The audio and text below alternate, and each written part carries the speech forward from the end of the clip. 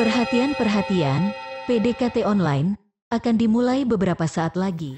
Shalom Sobat DC Ministry yang dikasihi Tuhan Yesus. Puji syukur kepada Tuhan, hari ini kita bisa kembali berjumpa dalam PDKT Online dengan kondisi yang baik, tanpa kekurangan sesuatu apapun. Saya percaya hampir tidak ada seorang pun dari kita yang suka berada di dalam kelemahan. Entah itu sakit penyakit, kegagalan, demikian pula dengan masalah yang datang silih berganti. Tapi kalau kita mau sejenak merenung, sadarkah saudara, justru di momen-momen kelemahan itulah seringkali kita merasakan kehadiran Tuhan yang paling nyata. Karena itu, izinkan saya berkata kepada kita semua, jangan terlalu khawatir akan apapun juga. Sebab semakin kita merasa lemah, semakin nyata pula kuasa Tuhan bekerja di dalam hidup kita. Ada amin saudaraku? Dan menariknya, pengalaman seperti ini juga dialami oleh Rasul Paulus. Yang kita tahu, Paulus adalah seorang rasul besar yang dipakai Tuhan dengan luar biasa. Namun ternyata, Paulus pun juga diizinkan Tuhan mengalami sebuah kelemahan yang tidak bisa ia singkirkan di dalam hidupnya. Tetapi yang perlu kita perhatikan adalah Tuhan tidak mengizinkan kelemahan itu untuk menjatuhkan Paulus.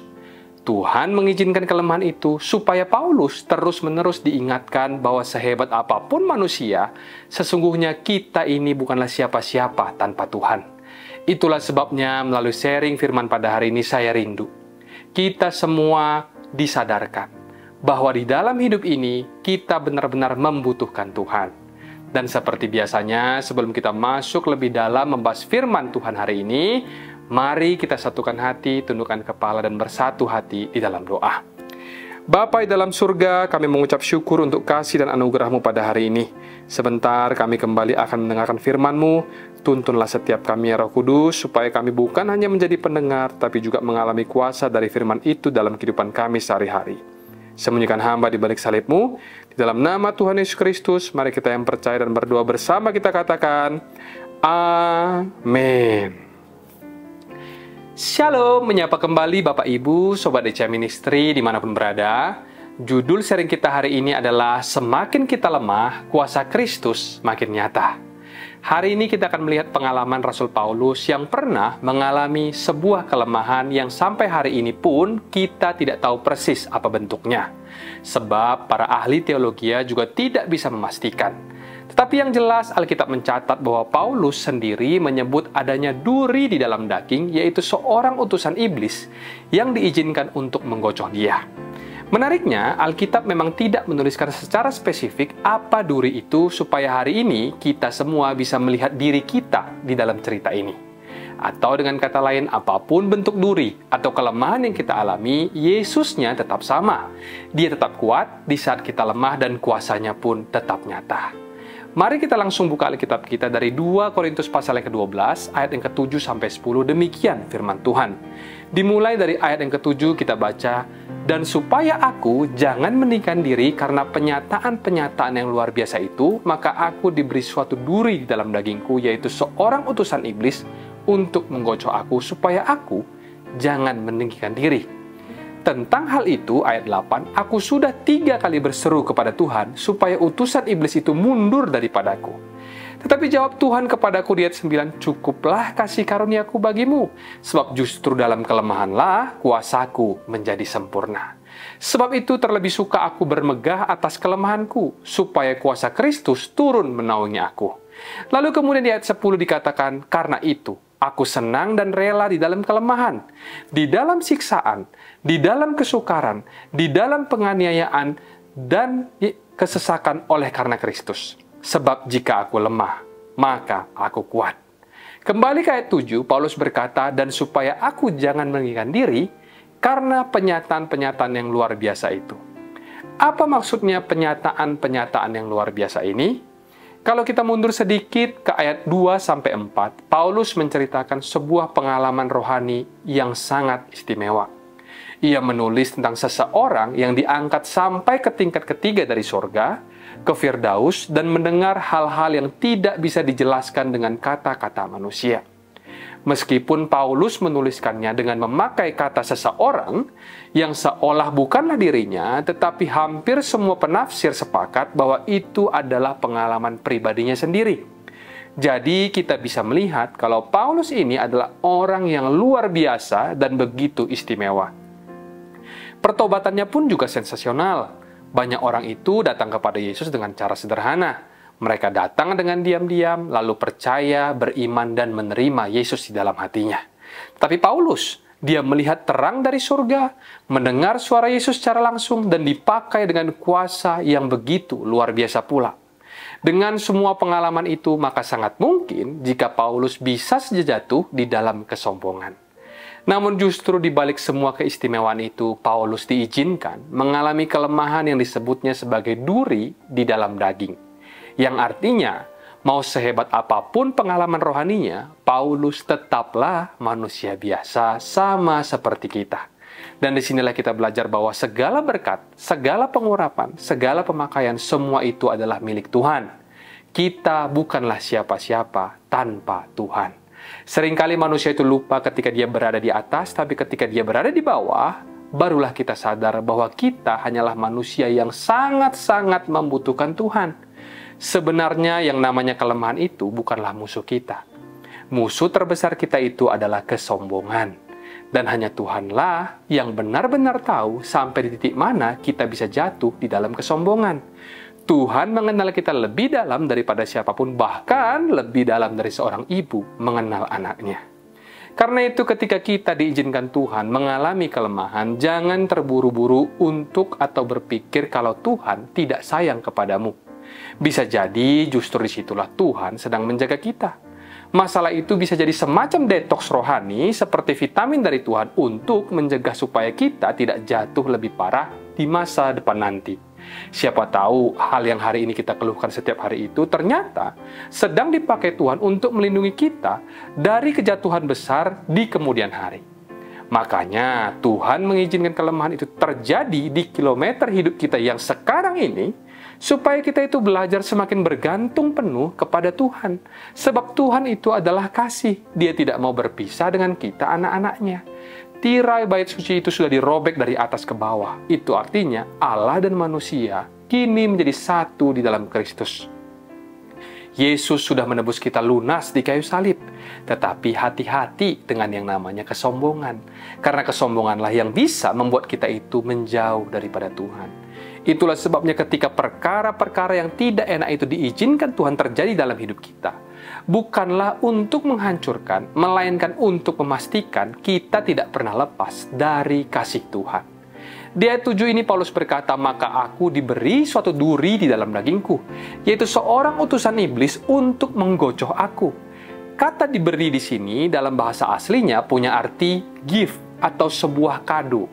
Bayangkan Paulus bisa menyebut kelemahannya sebagai sebuah kado. Bukan berarti Tuhan berbuat jahat atau memberikan setan kepada kita, bukan. Tapi kalau Tuhan izinkan, iblis memang akan langsung menyerang kita. Namun sekalipun setan langsung lompat hendak menyerang atau masuk ke dalam kehidupan kita, lalu menggocoh kita dengan permasalahan demi permasalahan, kendalinya itu tetap ada di tangan Tuhan. Iblis bisa bermaksud jahat, tetapi Allah sanggup memakainya untuk kebaikan kita. Dan hasil yang Tuhan cari dari ini semua adalah kerendahan hati, supaya kita bisa semakin bersandar penuh kepada Tuhan. Maka ayat 7 ini ditutup dengan kata-kata, supaya aku jangan meninggikan diri. Dengan jelas Tuhan ingin berkata, kalau aku ingin izinkan semua ini terjadi, supaya kamu tidak sombong dan selalu bergantung penuh kepadaku. Saya rindu agar kita semakin belajar untuk mengenali maksud dan pikiran Allah di dalam hidup kita. Tapi sebelum itu, marilah kita terlebih dahulu percaya kepada karakternya. Bahwa Tuhan itu selalu baik dan Dia tidak pernah jahat. Semua yang diizinkan, sekalipun lewat kelemahan dan masalah, hanyalah untuk membentuk kita, menjaga kita tetap rendah hati, dan supaya kita tidak pernah jauh daripada Dia. Kemudian di ayat 8, Paulus lanjut berkata, tentang hal itu, aku sudah 3 kali berseru kepada Tuhan supaya utusan iblis itu mundur daripadaku. Dari ayat ini kita bisa melihat ternyata Rasul Paulus pun juga bereaksi sama seperti kita. Di saat menghadapi masalah, ia berdoa kepada Tuhan agar segera dilepaskan dari persoalan itu. Ia bahkan berdoa dengan sungguh-sungguh. Sampai 3 kali ia berseru kepada Tuhan, menandakan betapa bergairah dan bersemangatnya Paulus untuk segera keluar dari penderitaan yang ia alami. Bukankah ini juga yang sering kita lakukan? Ketika persoalan datang, maka hal pertama yang muncul di dalam hati kita adalah, Tuhan, tolonglah segera angkat masalah ini dari hidupku. Dan perlu juga kita garis bawah di sini adalah 3 kali Paulus berdoa bukanlah tanda bahwa dia kurang iman. Alkitab sendiri mengajarkan kepada kita untuk bertekun di dalam doa, ya kan? Jangankan Paulus, bahkan Yesus di Getsemani berdoa 3 kali dengan isi yang sama. Bukan karena Yesus takut kepada paku salib, melainkan karena Yesus tahu bahwa sebentar lagi ia akan menanggung keterpisahan dari Bapa. Dan itulah yang membuat Yesus begitu gelisah. Jadi kalau reaksi pertama kita ketika di tengah masalah adalah minta keluar, itu adalah suatu reaksi yang wajar dan juga manusiawi karena Paulus pun juga mengalami hal yang sama. Tetapi kali ini jawaban Tuhan berbeda. Biasanya ketika Paulus berseru, Tuhan langsung menjawab. Tapi untuk kali ini, meski Paulus sudah 3 kali berseru, tapi jawaban Tuhan tidak sesuai dengan ekspektasinya. Dari sini kita bisa belajar sesuatu bahwa doa yang tidak dijawab sesuai keinginan bukan berarti Tuhan tidak mendengar. Justru itu berarti Tuhan punya rencana lain yang lebih dalam, yang lebih indah, dan yang pasti jauh lebih baik daripada apa yang kita bayangkan.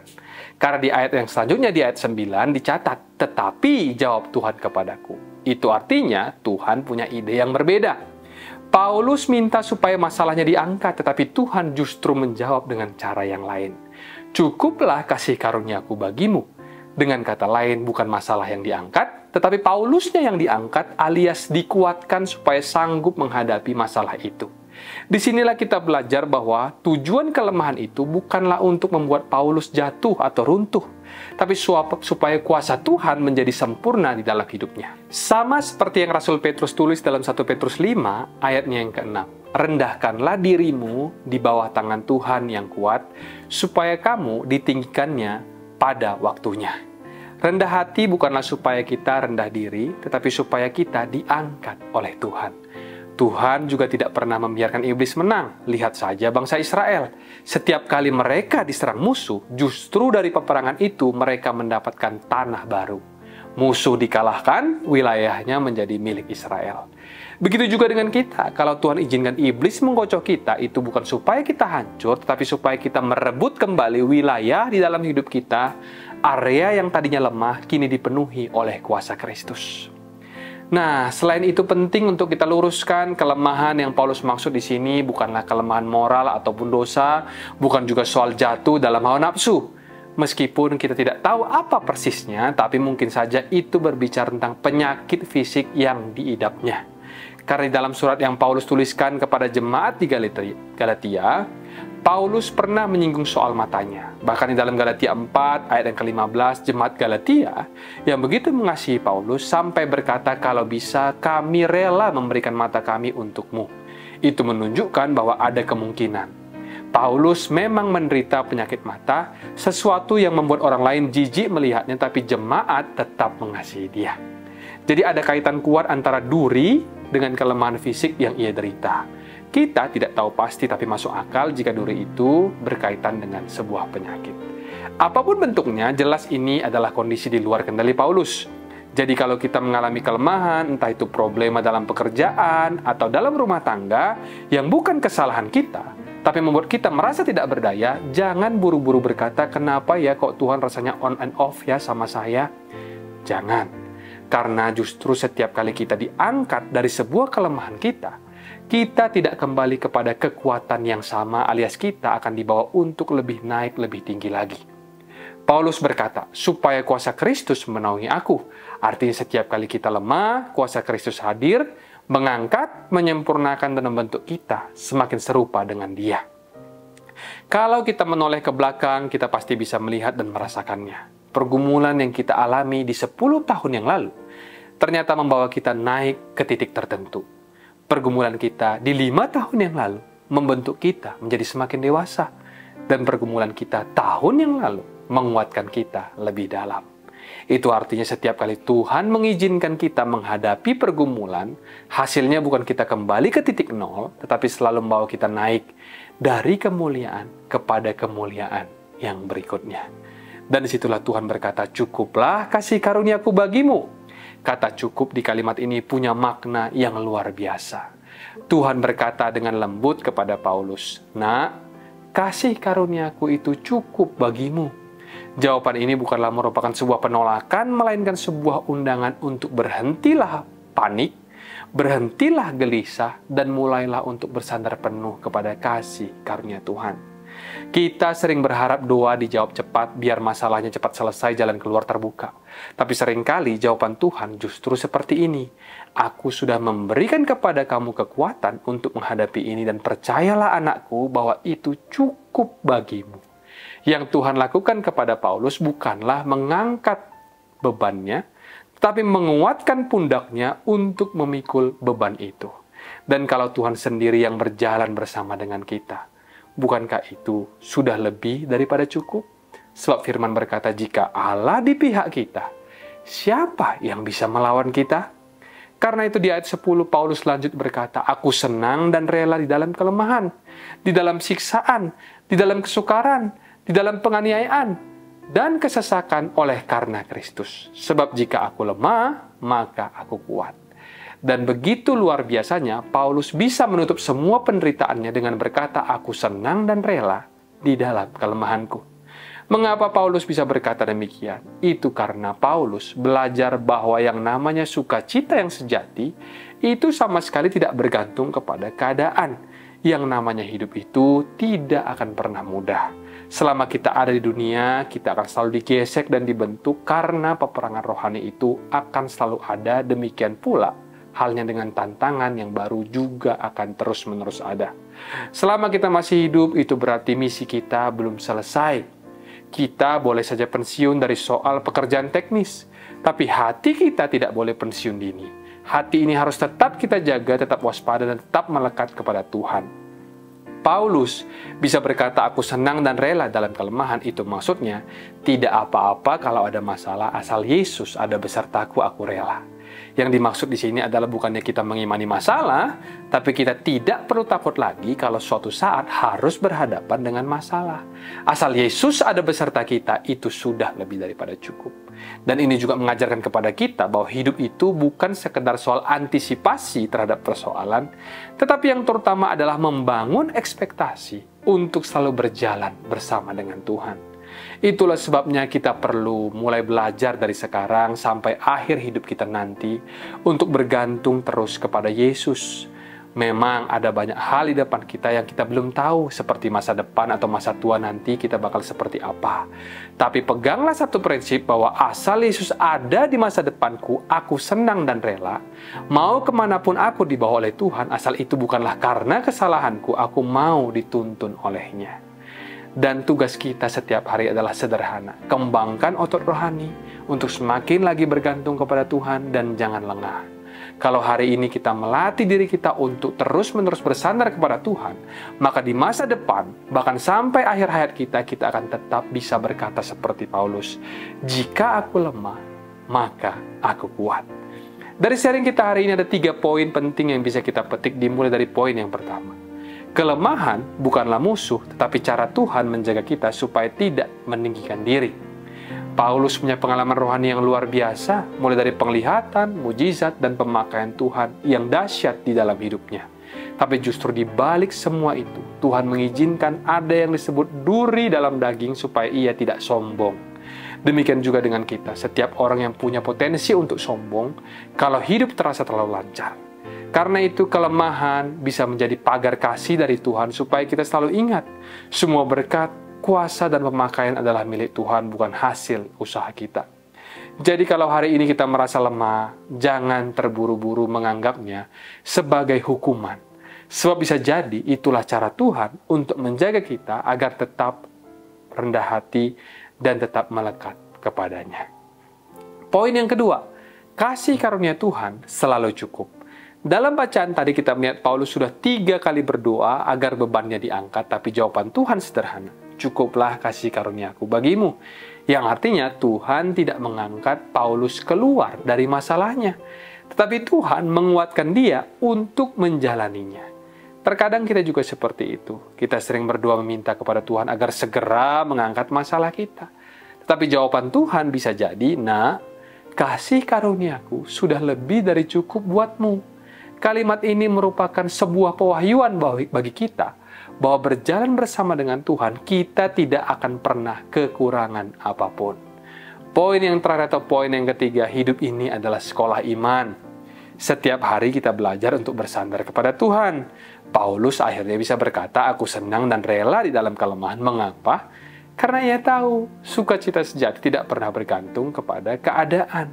Selama kita hidup, masalah itu akan selalu ada. Kalau satu selesai, akan muncul lagi yang baru. Hidup di dunia berarti kita terus dibentuk, terus digesek, dan terus-menerus berperang secara rohani. Itulah sebabnya setiap persoalan yang kita hadapi sebenarnya adalah sebuah kesempatan untuk melatih otot rohani kita. Kalau hari ini kita belajar bergantung kepada Tuhan, maka besok dan seterusnya kita pun akan semakin terlatih untuk bersandar penuh kepada Dia. Kalau hari ini kita berjalan dengan Yesus, maka apapun yang datang di masa depan, kita tidak perlu takut karena kita tahu hidup ini adalah sekolah iman. Dan Yesus adalah guru yang setia mendampingi kita sampai akhir. Sobat ECA Ministry yang dikasihi Tuhan, kelemahan bukanlah akhir dari segalanya. Justru di dalam kelemahan kita bisa lihat betapa besar kuasa Kristus. Ketika kita merasa tidak mampu, disitulah kasih karunia Tuhan bekerja. Dan selama kita masih hidup dunia, tugas kita sederhana. Latihlah hati kita setiap hari untuk bergantung penuh kepada Tuhan. Sebab janjinya pasti, jika aku lemah, maka aku kuat. Percayalah, kuasa Kristus nyata dalam hidupmu hari ini, besok dan sampai selama-lamanya. Demikian sharing firman pada hari ini. Mari kita tundukkan kepala, kita bersatu hati di dalam doa. Tuhan Yesus yang baik, kami mengucap syukur untuk firman-Mu pada hari ini. Engkau telah mengingatkan kami bahwa kelemahan bukanlah kutuk, melainkan kesempatan supaya kuasa-Mu nyata di dalam hidup kami. Ajarilah kami ya Tuhan untuk tidak mengandalkan kekuatan sendiri, tapi selalu bersandar kepada kasih karunia-Mu yang cukup. Hari ini kami juga mau berdoa secara khusus untuk setiap sobat ECA Ministry dimanapun mereka berada. Engkaulah Tuhan yang paling tahu dan mengerti setiap pergumulan kami. Karena itu ya Tuhan, peluklah kami dengan kasih-Mu. Kuatkanlah hati kami, teguhkan langkah kami, dan tuntunlah kami supaya tetap setia berjalan bersama dengan Engkau. Di dalam nama Tuhan kami Yesus Kristus, mari kita yang percaya dan berdoa bersama kita katakan, Amin. Mari kita buka hati dan angkat tangan kita untuk menerima berkat daripada Tuhan. Terimalah kiranya berkat dari Allah Bapa, cinta kasih Tuhan Yesus Kristus, penyertaan Allah Roh Kudus akan menyertai hidupmu mulai hari ini. Bahkan sampai kali yang kedua Tuhan Yesus datang menjemput kita, namamu tercatat di dalam kitab kehidupan. Dalam nama Tuhan Yesus yang percaya dan berkati, katakan bersama, Amin, Amin, Amin. Tuhan Yesus memberkati, Shalom dan sampai jumpa.